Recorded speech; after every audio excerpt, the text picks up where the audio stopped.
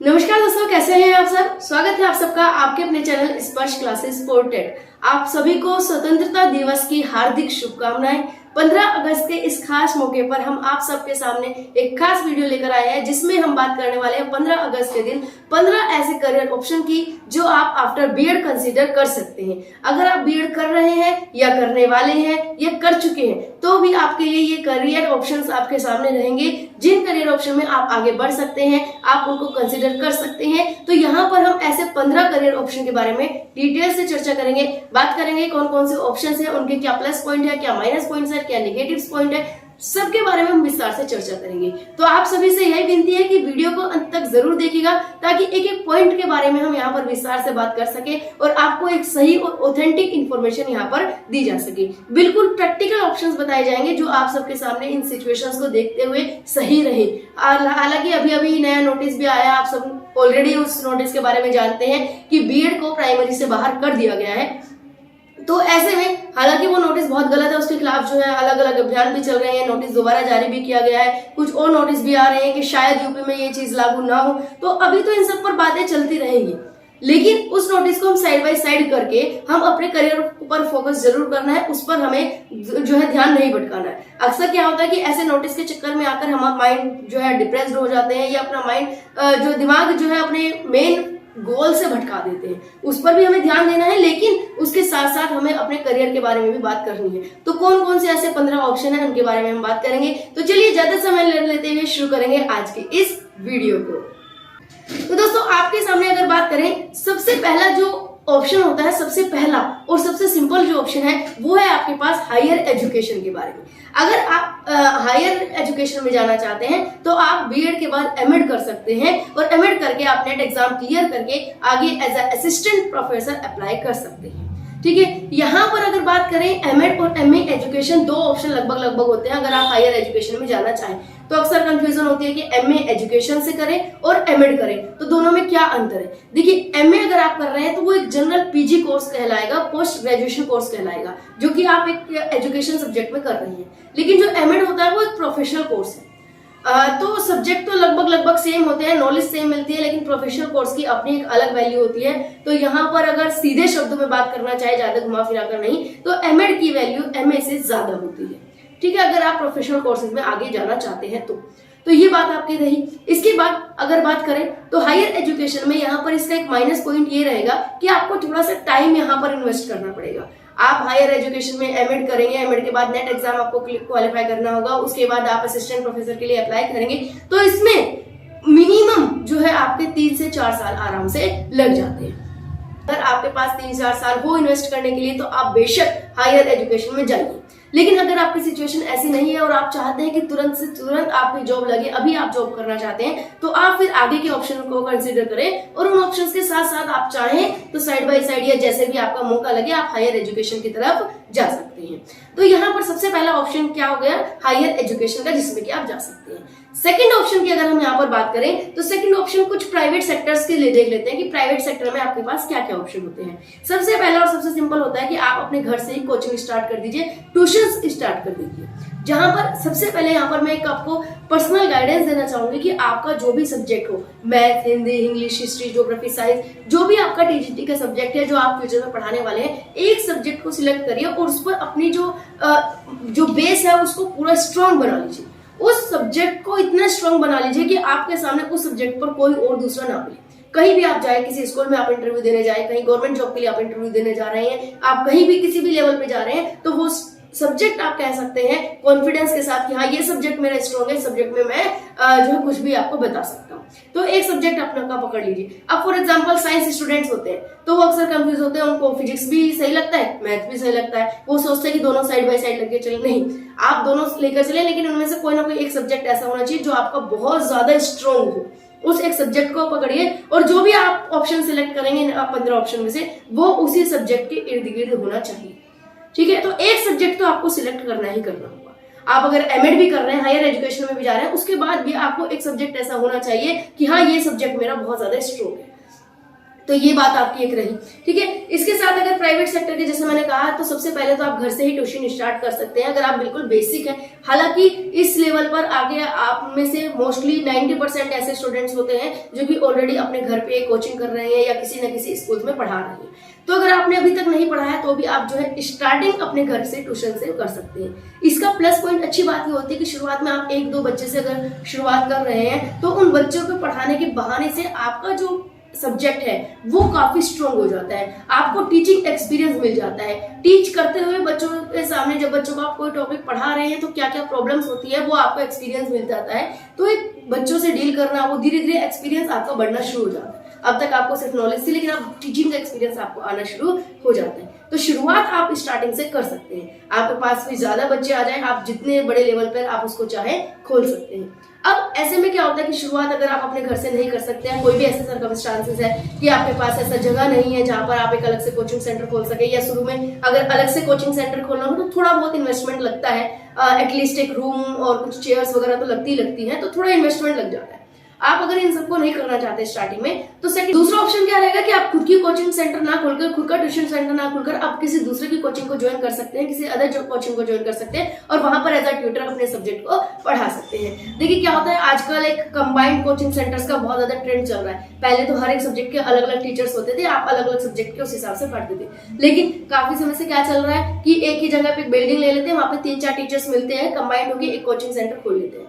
तो अगर आपके पास भी आपके फ्रेंड्स हैं, अलग अलग सब्जेक्ट के हैं, 2-3 टीचर्स आप मिलिए, एक कोचिंग खोल लीजिए, या कि ऑलरेडी आपके आसपास मोहल्ले में, एरिया में कोई ऐसा कोचिंग चल रहा है तो वहां पर भी आप जाकर बात कर सकते हैं। अगर आपके सब्जेक्ट की वहां पर उनको रिक्वायरमेंट है सब्जेक्ट टीचर्स की, तो आप वहां जाकर टीचिंग कर सकते हैं। उससे क्या बेनिफिट होगा कि स्टार्टिंग के लिए आप जब किसी दूसरे अदर कोचिंग से जुड़ते हैं तो वहां पर आपको कुछ अदर एक्सपीरियंसेस भी मिलते हैं। टीचिंग का तो मिलता है, साथ में पेरेंट्स से कैसे जो है डील करना है, कैसे बच्चों को कंट्रोल रखना है, कैसे उनसे बात करनी है, किस तरीके से उनको जो है एडमिशन उनको बनाए रखना है, कैसे उनको मोटिवेट करना है, क्या हमें टीचिंग के साथ साथ और गाइडेंस काउंसलिंग देनी चाहिए। तो ये छोटी छोटी जो एक्सपीरियंसेस होते हैं वो आपको शुरुआत में मिल जाते हैं और उसके बाद चाहे तो आप अपना कोचिंग खोल सकते हैं। सबसे पहला तो ये चीज। यहाँ पर अब आपको कुछ स्टूडेंट्स को लगेगा कि भाई अर्निंग इतनी ज्यादा नहीं होती या गवर्नमेंट जॉब के बराबर नहीं है। नहीं, गवर्नमेंट जॉब के या किसी भी दो ऑप्शन की कंपैरिजन हम यहाँ पर नहीं कर रहे हैं। हम आपके सामने क्या क्या स्कोप है वो ऑप्शन बता रहे हैं, और हर एक स्टूडेंट्स का अलग अलग सर्कमस्टांसेस है। हर कोई बच्चा बीएड के बाद गवर्नमेंट जॉब की इच्छा नहीं रख रहा है, हर बच्चा जो है कहीं बाहर जाकर जॉब नहीं कर सकते। तो हर एक स्टूडेंट की अपनी खुद की सर्कमस्टांसेस है, खुद की परिस्थितियां हैं। तो उसमें रहते रहते मैं आपके 15 ऑप्शंस बता रही हूँ, जिनमें से कोई ना कोई ऑप्शन आपको जरूर सेट होगा। तो अगर आप घर रहते पढ़ाना चाह रहे हैं, आसपास आप बहुत ज्यादा टाइम नहीं दे सकते, आपको सिर्फ ये कि कहीं 1-2 घंटा पढ़ा के थोड़ा पार्ट टाइम आपका काम चल जाए, तो ऐसे में जो है आपका ये ट्यूशन जो है बहुत अच्छा ऑप्शन रहता है अगर आप पार्ट टाइम में करना चाहते हैं तो। ठीक है, आप हायर एजुकेशन कर रहे हैं, पार्ट टाइम में करना चाहते हैं तो ट्यूशन सबसे बेस्ट ऑप्शन है। तो ये एक ऑप्शन रहता है। इसके अलावा जो एक ऑप्शन होता है सिंपल, जो आप सब करते भी हैं, प्राइवेट स्कूल में पढ़ा। अब प्राइवेट स्कूल में आप अगर देखें तो नॉर्मल अगर कोई छोटा स्कूल होगा तो वहां पर आपको ज्यादा सैलरी पे नहीं मिलता है, लेकिन अगर आप अच्छे स्कूल में आप जाते हैं तो वहां पर आपको सैलरी भी अच्छी खासी मिल जाती है। दिल्ली है या ऐसे कोई अच्छे अच्छे सिटीज हैं तो वहां पे जो बड़े स्कूल्स होते हैं वहां पर सैलरी पे भी काफी अच्छा मिलता है। तो अगर आप दिल्ली से हैं या ऐसे एरिया से हैं जहां पर अच्छे अच्छे बड़े बड़े स्कूल्स हैं तो वहां पर आपको आराम से जॉब मिल जाएगी और आराम से आप वहां पे कर सकते हैं। हाँ, ये बात जरूर है कि आजकल प्राइवेट स्कूल्स में भी सीटेट तो बेसिक मांगते हैं, रिक्वायरमेंट होती है, तो सीटेट आपका क्लियर होना चाहिए। सीटेट अगर आपका क्लियर होगा तो बाकी जो भी टीचर्स होंगे उनसे आपको ज्यादा प्रेफरेंस मिलेगी। दूसरा आपका डिपेंड करता है कि आपकी टीचिंग स्किल्स कैसी है, तो उसके लिए आपको अपने एक सब्जेक्ट को स्ट्रॉन्ग जरूर बनाना होगा। जैसे मैंने स्टार्टिंग में आपको कहा था कि एक सब्जेक्ट का बेस स्ट्रॉन्ग जरूर लेकर चलिए। अब यहाँ पर अगर टीचिंग लाइन के साथ साथ अगर नॉन टीचिंग की भी बात करें तो आप किसी भी स्कूल में as a guide, as a counsellor भी वर्क कर सकते हैं। अगर आपको काउंसलिंग देना अच्छा लगता है, अगर आपको गाइड करना अच्छा लगता है, आपको अपने फील्ड की ज्यादा अच्छे से नॉलेज है, तो आप गाइडेंस एज अ काउंसलर भी काम कर सकते हैं किसी भी स्कूल में। जो अच्छे लेवल के स्कूल्स होते हैं उनमें काउंसलर अलग से हायर किए जाते हैं सिर्फ और सिर्फ बच्चों की गाइडेंस एंड काउंसलिंग के लिए, तो वहां पर भी आप कर सकते हैं। इसके लिए आपको बेसिक ज्यादा नहीं, एक डिप्लोमा की जरूरत पड़ती है, जो कि गाइडेंस एंड काउंसलिंग का एक अलग से डिप्लोमा मिल जाता है इजीली डिस्टेंस एजुकेशन से। किसी भी डिस्टेंस एजुकेशन से आप 6 मंथ का, 1 ईयर का कोई डिप्लोमा ले लीजिए, उसको कर लीजिए और उसके बाद आप किसी भी स्कूल में गाइड, एज अ काउंसलर वहां पे वर्क कर सकते हैं अगर आपका इस फील्ड में इंटरेस्ट है तो ये आपका ऑप्शन हो जाता है। तो यहाँ पर अभी तक हमने 5 ऑप्शंस के बारे में बात कर ली। ठीक है, हमने कौन कौन से ऑप्शंस के बारे में बात की है, 5 ऑप्शंस के बारे में बात कर ली है, हायर एजुकेशन की बात हमने कर ली है, अपना खुद का कोचिंग खोलने की बात कर ली है, ठीक है, आप किसी दूसरे कोचिंग को ज्वाइन करने की बात कर ली है, और हमने प्राइवेट स्कूल्स में पढ़ाने की बात कर ली है, एज अ काउंसलर वर्क करने की बात कर ली है। अब अगर कुछ गवर्नमेंट सेक्टर में जाए तो गवर्नमेंट सेक्टर में आप एज अ टीचर वर्क कर सकते हैं। एज अ टीचर आपके अलग अलग वैकेंसीज निकलती रहती हैं, तो उनमें आप जाकर जो है आप अप्लाई कर सकते हैं और उनमें जॉब कर सकते हैं।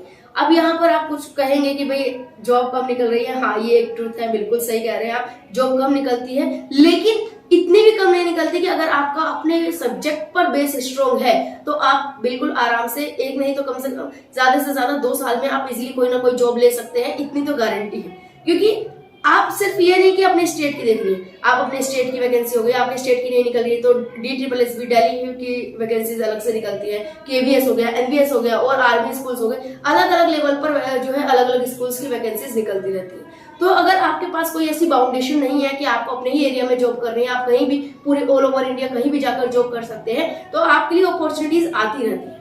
ऐसे स्टूडेंट को थोड़ा दिक्कत बनती है जो कि ये चाहते हैं कि भाई हमें अपने एरिया में, मोस्टली जो वुमेन्स होती है या मैरिड वुमेन्स है, तो उनके लिए थोड़ा दिक्कत होती है, क्योंकि उनको क्या प्रॉब्लम होती है कि वो बाहर नहीं जा सकते घर से, तो वो NVS KVS इन सब चीजों से डरते हैं वो, तो वो यही चाहते हैं कि अपने स्टेट की वैकेंसी निकल जाए, तो उसमें स्टेट वैकेंसी जल्दी से निकलती नहीं है, तो वो थोड़ा सा रहता है, बट अपना आप साथ साथ प्रिपरेशन कर सकते हैं। उसके साइड बाय साइड आप और बाकी कोई भी ऑप्शन जो जैसे है आपका, मैंने अभी बताया, आपने खुद का कोचिंग सेंटर खोलना, दूसरे का कोचिंग ज्वाइन कर लेना या स्कूल्स में पढ़ा लेना, पार्ट टाइम कर लेना, तो वो आप साइड बाय साइड कर सकते हैं, ताकि आपका अर्निंग भी होती रहे और आपकी अपना जो मेन गोल रहेगा आपका गवर्नमेंट टीचर का, वो भी आपका चलता रहे। इसके बाद एक होता है कॉन्ट्रैक्ट बेस्ड टीचर या ट्यूटर। अगर आपका जॉब जैसे कि चल रहा है कि वैकेंसीज नहीं निकलती है जो, तो आप कॉन्ट्रैक्ट बेस्ड टीचर बन सकते हैं। हर एक कॉलेज वाइज या स्कूल वाइज अलग अलग जो है कॉन्ट्रैक्ट बेस्ड वैकेंसीज निकलती रहती है, और इसके साथ साथ KVS हो गया, NVS हो गया, हर साल आपकी कॉन्ट्रैक्ट बेस्ड टीचर्स के लिए वैकेंसीज निकलती है। उसमें कोई एग्जाम नहीं होता, रिटर्न कुछ नहीं, आप सिंपली जब भी नोटिस आता है तो उस पर आपको अप्लाई करना होता है और आपको अपने डॉक्यूमेंट लेकर वहां पे जाने होते हैं। एक बेसिक इंटरव्यू होता है, उस इंटरव्यू के बाद आपको सिलेक्ट कर लिया जाता है, तो आप as a contract based teacher भी टीच कर सकते हैं। अब यहाँ पर इसके फायदे क्या होते हैं, बहुत सारे फायदे हैं, इसके नुकसान कुछ नहीं है। आपका थोड़ा सैलरी कम रहती है गवर्नमेंट टीचर के मुकाबले, ऑब्वियसली परमानेंट और टेम्परेरी में कुछ तो फर्क होगा ही होगा, लेकिन यहाँ पर फायदे क्या होते हैं कि आप एक गवर्नमेंट ऑथेंटिक इंस्टीट्यूट में पढ़ा रहे होते हैं। तो आपको कोई भी अगर पूछे, चाहे आपकी सोसाइटी में आपके फैमिली मेंबर्स या एक किसी करियर लेवल पर भी आपको कहे कि भाई आपका एक्सपीरियंस क्या है, तो आप बिल्कुल कह सकते हैं कि आप इस स्कूल में पढ़ाए हुए हैं या टीचिंग कर रहे हैं, इसका आपको एक्सपीरियंस है। तो वहां का जो एक्सपीरियंस होगा पूरा ऑथेंटिक होता है। इसके साथ साथ जो कॉन्ट्रैक्ट बेस पर अगर आपका एक बार लग गया तो आप उसी को ही बार बार हर साल रिन्यू करा के वहीं पे ही कर सकते हैं, जब तक आपकी परमानेंट जॉब ना लगे। तो ये चीज हो जाता है, आपको पूरा अच्छा एक्सपीरियंस मिल जाता है। अब वहां पर जॉब के लिए बहुत ज्यादा कुछ मेहनत नहीं करनी, बस आए की बात जो मैंने सबसे शुरू में की थी, आपको अपने सब्जेक्ट पर जो है बेस आपका स्ट्रॉन्ग होना चाहिए, सब्जेक्ट आपको बिल्कुल अच्छे से आता हो। अब अगर आप चाहते हैं कि भाई जितने भी मैंने ऑप्शंस बताए हैं या आगे बताने वाले हूँ कि भाई इनके बारे में डिटेल से वीडियो लाई जाए, बताया जाए कि इनका स्टेप्स क्या है, प्रोसेस क्या है, कहाँ से हमें ये पता चले कि भाई कब कौन से स्कूल में वैकेंसीज निकल रही है, कौन से नहीं, तो उन सब के लिए अलग से वीडियो लेकर आई जाएगी। आप कमेंट बॉक्स में बताइए कि आपको इस ऑप्शन के बारे में विस्तार से चर्चा करनी है, आपको KVS के बारे में जानना है, आपको कॉन्ट्रैक्ट बेस्ड वैकेंसीज के बारे में जानना है, तो हर एक वैकेंसीज के बारे में विस्तार से बता दिया जाएगा आपको कि कैसे सिलेक्ट करें, कैसे ऑप्शन सिलेक्ट करें, कैसे आप जो है वैकेंसीज के बारे में ढूंढे, सर्च करें, कैसे उनको अप्लाई करें, क्या आपको इंटरव्यू में क्या करना होता है, क्या ध्यान देना होता है, सारा डिटेल बताया जाएगा। बस आपको जो भी क्वेरी है उसको आप कमेंट बॉक्स में पूछ सकते हैं। तो यहाँ पर ये ऑप्शन हो गए।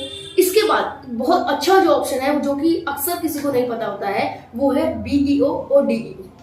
आप एजुकेशनल ऑफिसर बन सकते हैं अगर आपको टीचिंग लाइन में ना जाना हो, नॉन टीचिंग में भी आपका इंटरेस्ट है। तो होता है ना कुछ स्टूडेंट, ऐसा जरूरी नहीं है कि हमें टीचिंग ही करना है, एज अ टीचर ही बनना, नहीं, हमें तो जॉब चाहिए, अपने लिवलीहुड चलाना है, तो आप BEO एजुकेशनल ऑफिसर बन सकते हैं, ब्लॉक एजुकेशनल ऑफिसर। आपको एक ब्लॉक दे दिया जाता है, उस ब्लॉक के अंदर जितने भी स्कूल्स होते हैं वो आपके अंडर में आ जाते हैं, आप उन स्कूल्स के ऑफिसर बन जाते हैं। वहां पर उनको चेकिंग करना, देखना, वहां पे फैसिलिटीज वगैरह को देखना करना, वो आपका काम हो जाता है।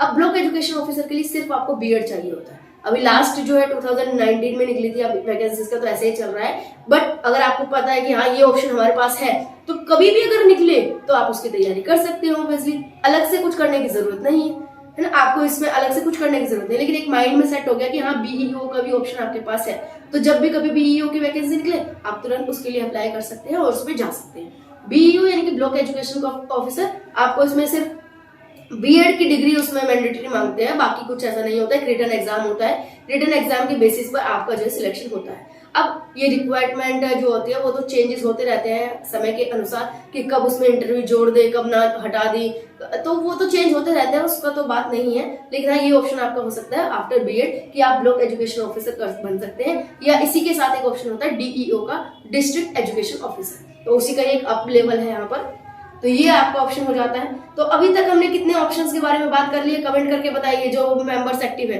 पता तो चले कि कितने मेंबर्स यहाँ पर एक्टिव है, और कोई प्रॉब्लम हो तो डाउट जो है कमेंट बॉक्स में डालिए। तो यहाँ पर हमने अभी तक हमने 9 ऑप्शंस के बारे में बात कर ली है, अभी भी बाकी है कितने ऑप्शन, 6 ऑप्शन अभी भी बाकी है। तो देखिए, आपको लग रहा होगा कि मोस्टली तो सारे ऑप्शन आ गए, अब कौन कौन से ऑप्शन है, क्योंकि अब धीरे धीरे खजाना खुलने वाला है। तो देखिए, अब आप क्या कर सकते हैं, as a principal, as a vice principal भी बन सकते हैं। अब ये एकदम से डायरेक्ट तो नहीं लगेगी कि ये एकदम से लग गई, लेकिन हाँ, ये आपका एक सपना हो सकता है, आपके माइंड में हो सकता है कि अगर मैंने आपको यहाँ पर बात की कि आप प्रिंसिपल बन सकते हैं, तो आप एटलीस्ट अगर आपका इंटरेस्ट है प्रिंसिपल बनने में, तो उसकी तैयारी आप शुरू कर सकते हैं।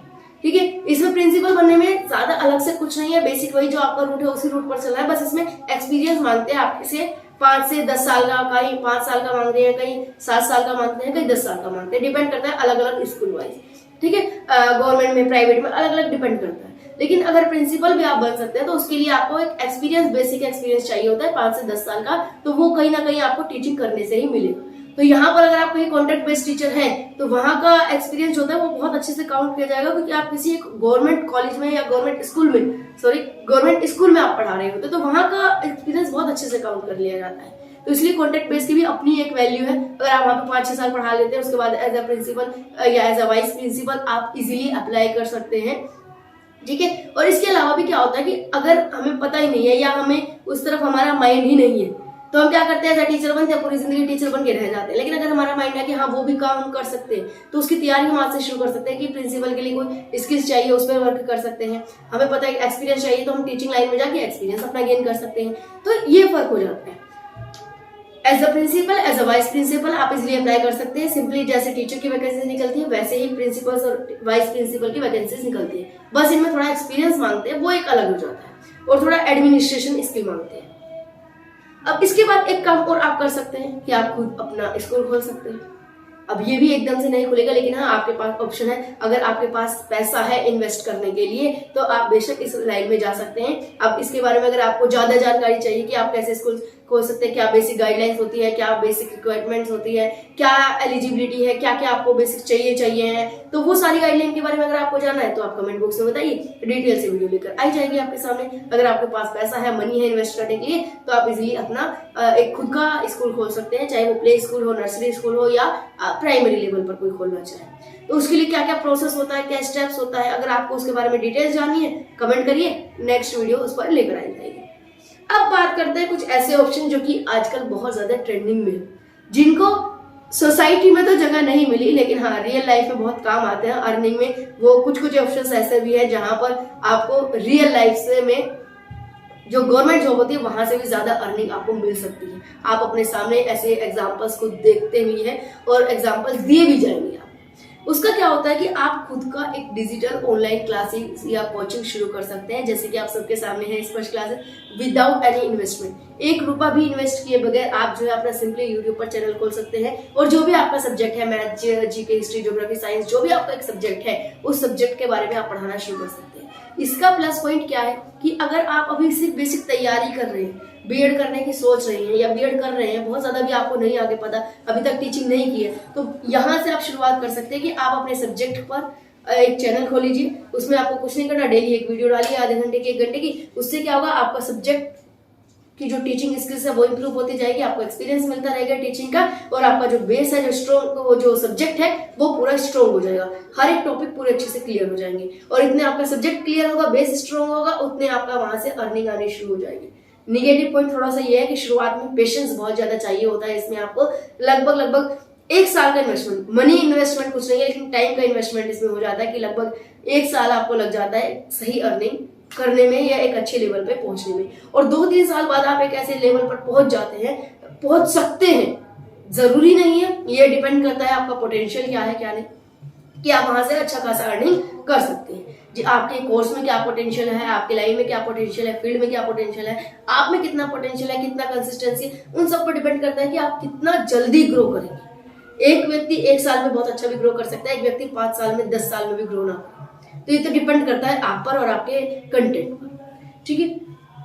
इसके अलावा अगर आप इतना टाइम इन्वेस्ट नहीं कर सकते, आपको भाई जरूरत है अपने अपने सर्कमस्टांसेस है, अपनी सिचुएशन है, आप नहीं दे सकते 1 साल 1.5 साल 2 साल अपने चैनल को, तो आप किसी दूसरी कोचिंग को ज्वाइन कर सकते हैं। ये बहुत अच्छा ऑप्शन आपके लिए हो सकता है और बहुत अच्छी अर्निंग स्टार्टिंग में यहाँ पर हो जाती है। बिल्कुल स्टार्टिंग लेवल से ही आपको काफी अच्छा खासा मिल जाता है और सबसे बड़ी बात आपको घर बैठे करना है। जितनी भी वुमेन्स हैं, महिलाएं हैं, जो भी मैरिड हैं, उन सब के लिए तो सबसे बेस्ट ऑप्शन है कि आप, जैसे बायजूस होते हैं, बायजूस है, इसी तरीके की कुछ कंपनीज हैं, एजुकेशन कंपनीज, उनको आप ज्वाइन कर सकते हैं। अपना सब्जेक्ट के लिए अपना एक रिज्यूमे वीडियो वगैरह बना के भेजिए, जो भी वहाँ का क्राइटेरिया रिज्यूमे भेजिए, वहाँ अगर आपका ऑप्शन हो जाता है अवेलेबल, वहाँ पर अगर आपका सिलेक्शन हो जाता है तो वहाँ पर आप एज ए टीचर वहाँ पर वर्क कर सकते हैं। वहाँ पर 1 घंटे वर्क करने का 2 घंटे पर घंटे जो है आपको उसी हिसाब से क्राइटेरिया होता है, उसी हिसाब से सैलरी मिलती है पर आवर, पर 2 आवर्स। लेकिन आप एक ऑथेंटिक प्लेटफॉर्म पर ही जाइएगा, किसी भी प्लेटफॉर्म पर नहीं कि कोई भी आपको दिखा चलेगा, कोई ऑथेंटिक प्लेटफॉर्म पर जाइएगा, पूरी जानकारी हासिल करने के बाद जाइएगा,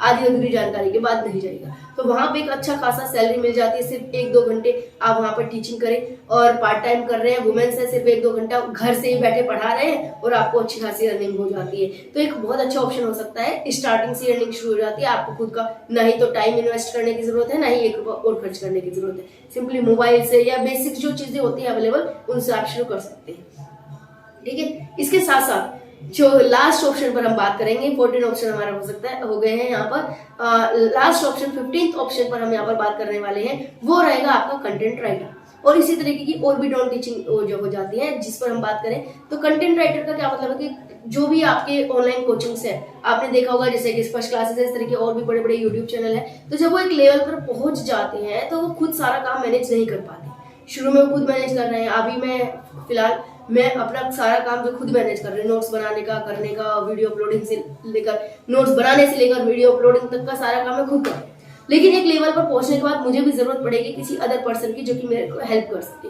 जैसे कंटेंट राइटिंग में कोई मेरे लिए नोट्स बना दे या एडिटिंग कर दे। तो इस तरीके की जो छोटी छोटी स्किल्स होती है ना, अगर आप में कंप्यूटर स्किल है, अगर आप माइक्रोसॉफ्ट ऑफिस चलाना जानते हैं, तो ये आपके लिए बेस्ट है कि आप कंटेंट राइटर बन सकते हैं अपने सब्जेक्ट की। फिर वही आपका सब्जेक्ट आपको स्ट्रॉन्ग जरूर होना चाहिए, उसके बिना कुछ नहीं होगा। तो आपका जो भी सब्जेक्ट है आप उसके नोट्स बनाकर दे सकते हैं, इजी नोट्स बनाकर दे सकते हैं, किसी भी चैनल से एसोसिएट कर सकते हैं, कोलैबोरेटिव कर सकते हैं, वहां से कोलैब कर सकते हैं किसी भी चैनल से और वहां पर उनके लिए कंटेंट रेडी कर सकते हैं।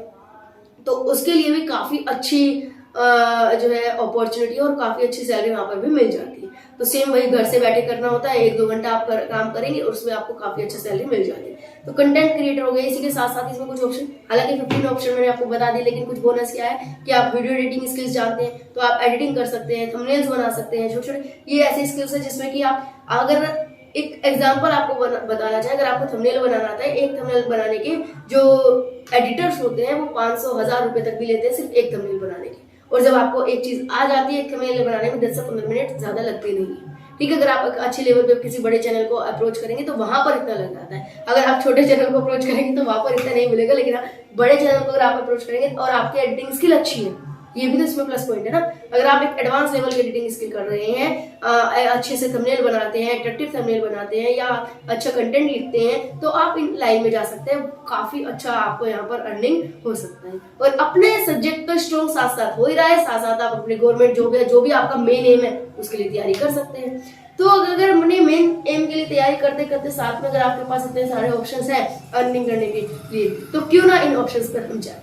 तो दोस्तों इस वीडियो में हमने इन्हीं ऑप्शंस के बारे में बात की है। किसी भी ऐसे ऑप्शन के बारे में जो आपको लगे कि हाँ ये आपके लिए सुटेबल है, कमेंट करके बताइए, ताकि हमें पता लग सके कि कौन सा ऐसा ऑप्शन है जो कि ज्यादा प्रेफरेबल है, जो ज्यादा सुटेबल है स्टूडेंट्स के लिए। तो कमेंट करके बताइए। कोई ऐसा ऑप्शन हो जो आपको लगे कि भैया इसके बारे में मेरे को डिटेल से जानना है, फॉर एग्जाम्पल प्रिंसिपल का क्या प्रोसेस होता है, खुद का स्कूल खोलने का क्या प्रोसेस है, कोचिंग कैसे ज्वाइन करें, डिजिटल कैसे ज्वाइन करें, तो कोई भी ऐसा ऑप्शन जिसके बारे में आपको डिटेल से जानना है, सिंपली कमेंट करिए और उस पर नेक्स्ट आगे वीडियो लेकर आई जाएगी इसी तरीके से। तो ये एक सीरीज आप मानकर चलिए जिसमें कि हम इसी तरह के करियर ऑप्शंस के बारे में यहाँ पर बात करेंगे। तो आज के लिए इतना ही। ये वीडियो अच्छी लगी हो, यूजफुल लगी हो, थोड़ी भी वैल्यू आपकी लाइफ में ऐड की हो तो इस वीडियो को लाइक जरूर कीजिएगा और अपने दोस्तों तक ज्यादा से ज्यादा शेयर करिए, अपने ग्रुप में शेयर करिए जहां पर उनको भी इन ऑप्शंस के बारे में पता चल सके। इसी तरह के और वीडियोस को पाने के लिए चैनल को अभी सब्सक्राइब कर बेल आइकन को प्रेस करना ना भूलिए। आज के लिए यहीं तक रखते हैं। Thank you so much. मिलेंगे नेक्स्ट वीडियो में।